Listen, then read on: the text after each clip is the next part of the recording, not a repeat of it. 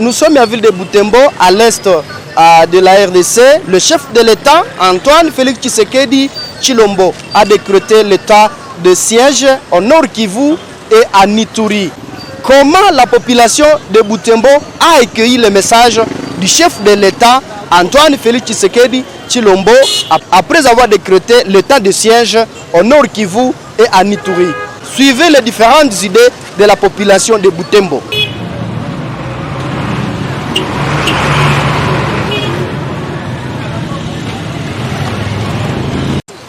Quand le chef de l'État a décrété l'état de siège au Nord Kivu et à Ituri, nous avons accueilli ce message avec satisfaction.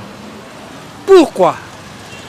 Parce que avec l'ancien gouvernement, avec le gouverneur civil, on nous mettait les bateaux dans les roues en disant qu'on entend l'ordre du commandant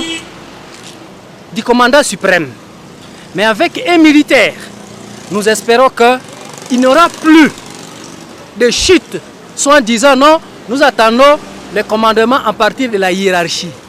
Dès que la nouvelle arrive, après alerte de la population, sur un certain, il n'y aura pas d'alibi, soit en disant non, nous n'avions pas eu les formations à temps et opportun.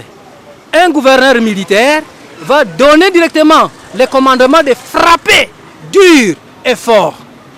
Avec ces militaires, nous espérons qu'il y aura la paix, il n'y aura plus pitié, soit disant qu'on ne peut pas frapper les soi-disant Nalou qui sont en brousse parce qu'ils sont accompagnés avec les femmes et les enfants. Avec cet état de siège, avec les 1 mois, nous espérons qu'ils vont nettoyer la vallée de Semuliki jusqu'à Ituri et qu'il y aura la paix. Si du moins ils arrivent à échouer, nous allons penser à quelque chose qui est derrière, soit la balkanisation qui sont en train d'enfirmer avec cet état de siège parce que la population ne peut rien dire parce que ce sera des militaires qui vont nous diriger. Vous n'avez pas eu peur quand on place le gouverneur militaire et le gouverneur policier à la tête de ces 2 provinces? Non, pourquoi pas peur? Ça ne date pas d'aujourd'hui. Même à l'époque de Cicéron, ça se faisait. Il y avait des militaires qu'on devrait mettre quelque part pour diriger et puis céder le pouvoir en civil. Ça ne nous fait pas peur. Pour nous, nous recherchons la paix. Seulement la paix. Que ce soit un militaire au pouvoir, président de la République, gouverneur, ça ne dérange pas la population, mais l'essentiel est la paix, qu'on puisse aller dans nos champs et retourner sans avoir de tueries, sans avoir des gens qui vont nous arracher notre argent, nos vivres, soit des kidnappeurs. Avez-vous un message particulier adressé à la communauté et à tout le monde qui vous suit maintenant? L'unique message que je peux donner à la population bibolaise, à la population du Nord Kivu et de l'Ituri, est de soutenir cette mesure d'état de siège et d'observer et d'être attentif et d'accompagner nos dirigeants qu'on nous a donnés. Et nous disons bravo, cette fois-ci, les militaires seront là comme dirigeants à partir de la province, à partir de la mairie, à partir de nos communes. Et cela, nous espérons que les zones d'ombre seront effacées. Le nom c'est qui encore?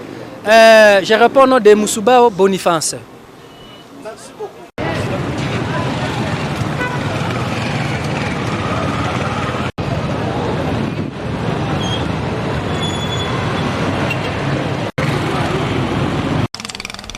En fait, de ma part, c'était une surprise, puisque de par le moment où la population a passé presque 1 mois en train de faire des villes mortes, des journées chômées, et surtout avec le cas particulier des élèves de Beni qui ont passé presque 1 semaine à la mairie, sollicitant la présence du président de la République, je m'attendais à ce que le président de la République fasse une descente sur terrain.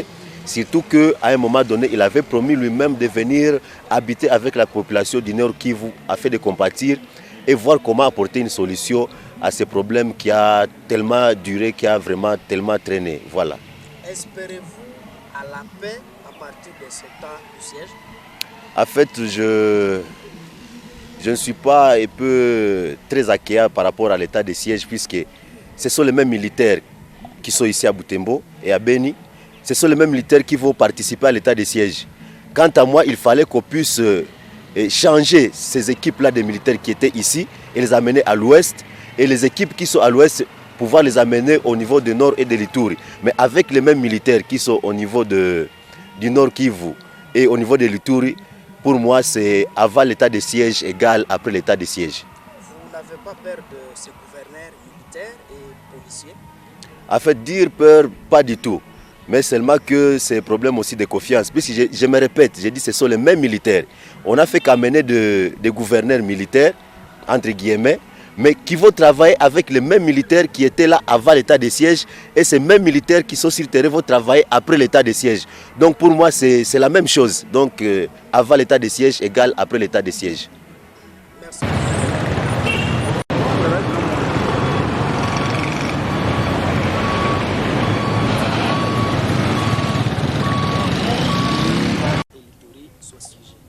Bon, en fait, ça ne sera pas la première décision prise par nos politiques dans le sens de ramener la paix ici à l'est du pays.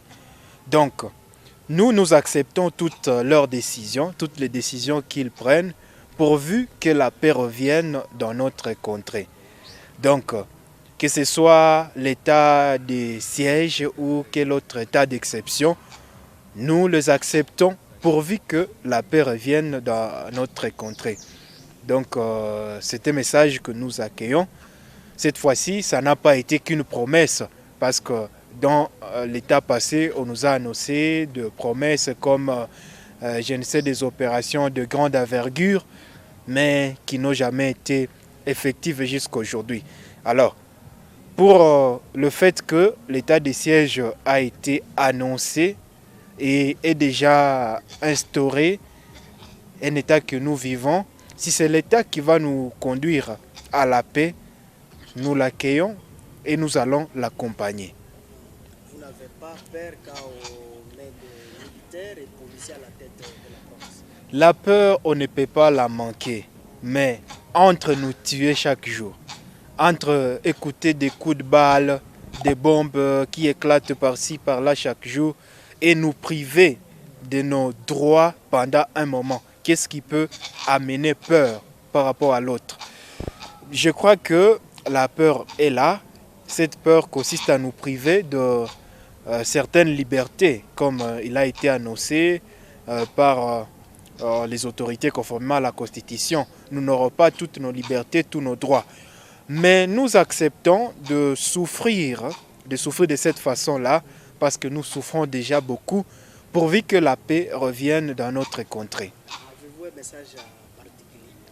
Le message, il est unique. Nous n'avons pas besoin d'être privés de nos libertés pour une situation qui ne va pas amener des solutions. Donc, nous attendons la solution de la part de nos autorités. Donc, pour ces temps où nous allons être privés de nos libertés, pour ces temps où nous allons accompagner massivement et activement les décisions de nos autorités, nous attendons que finalement cette action, ces processus qu'elles sont en train de mener, ces autorités, nous ramènent la paix que nous attendons depuis bien longtemps.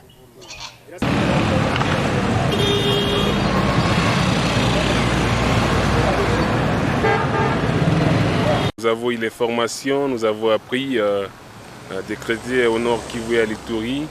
Bon, nous avons appris ça et nous avons accueilli ça. Bon, de sa façon, nous avons appris, nous avons accueilli, comme nous avons toujours accueilli différentes nouvelles de notre gouvernement.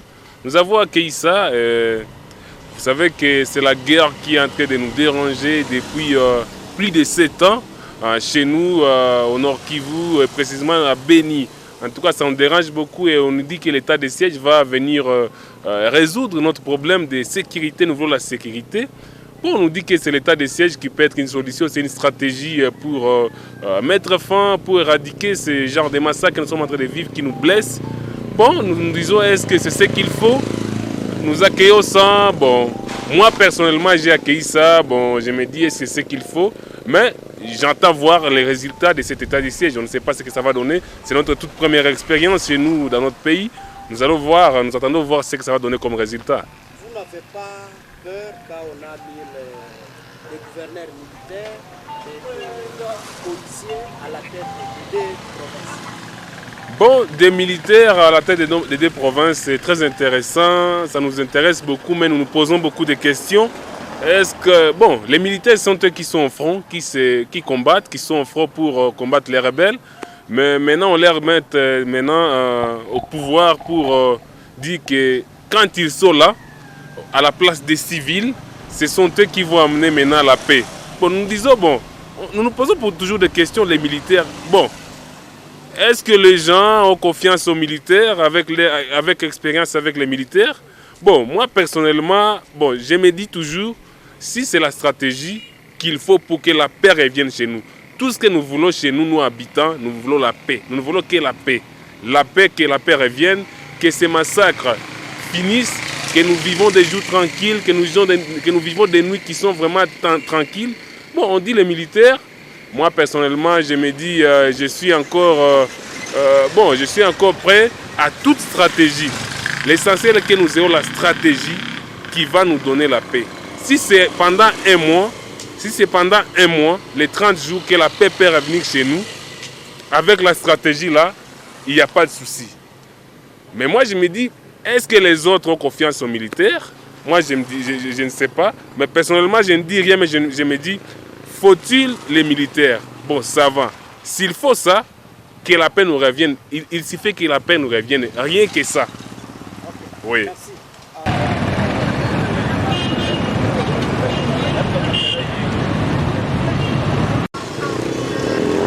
À la présentation de cette émission, Mwanampendi Manzekele.